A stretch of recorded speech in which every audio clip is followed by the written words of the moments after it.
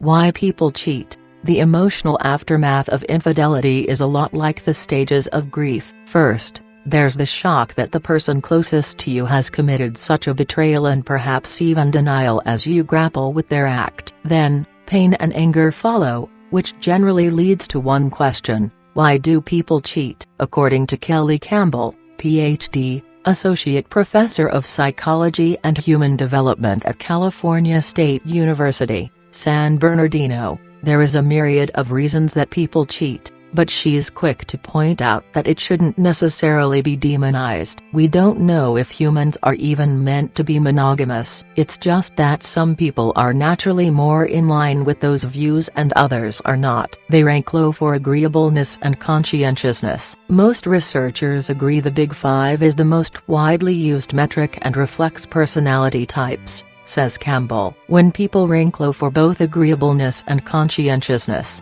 research suggests they're more likely to cheat. You can take the Big Five 25-minute test on Psychology Today to see how you and your SO score. Your lives are not intertwined. If you're noticing that your lives are not intertwined, that's a sign, she says. When you see each other, do you disclose meaningful information or hold back? It's important to be vulnerable with your partner. You see their differences as flaws. She also points out that the old adage opposites attract doesn't hold true as the relationship develops. You might initially find someone's traits desirable because they balance you out and you think you need that balance. But after time, people who are opposites often see those differences as fatal flaws. They've become narcissistic. Take note of behavioral changes, says Campbell, who notes that narcissistic traits are problematic. People who are narcissistic are more likely to engage in infidelity. If you notice your partner has started to crave more attention,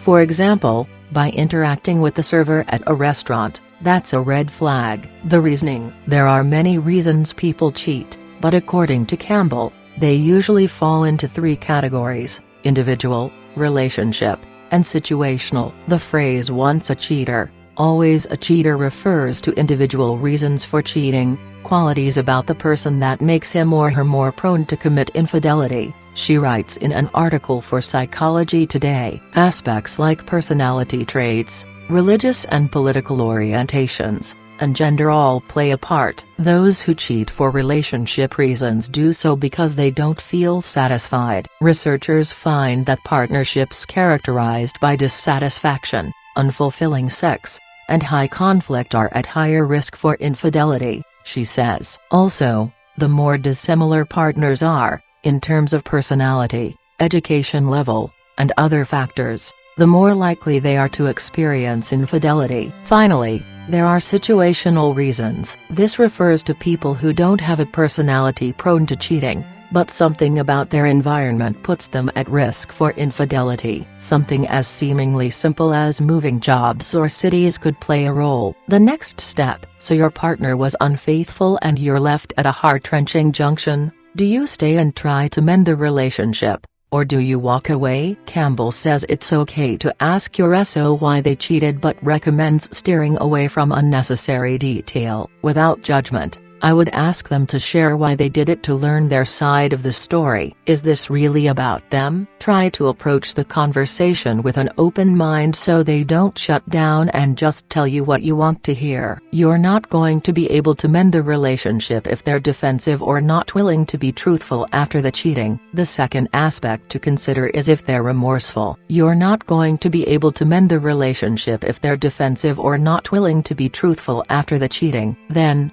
moving forward, can you get to a place where you can trust them again? You can't be the one who brings it up during every argument. It's unhealthy. Can you be the type of person to forgive and trust them? Finally, she says it's important to step back from the situation and think about your values. Have they been violated beyond a point of no return? She says, if your SO has cheated, it's an indication that their needs weren't met, but were yours. Have high self-esteem, and realize what you're worth.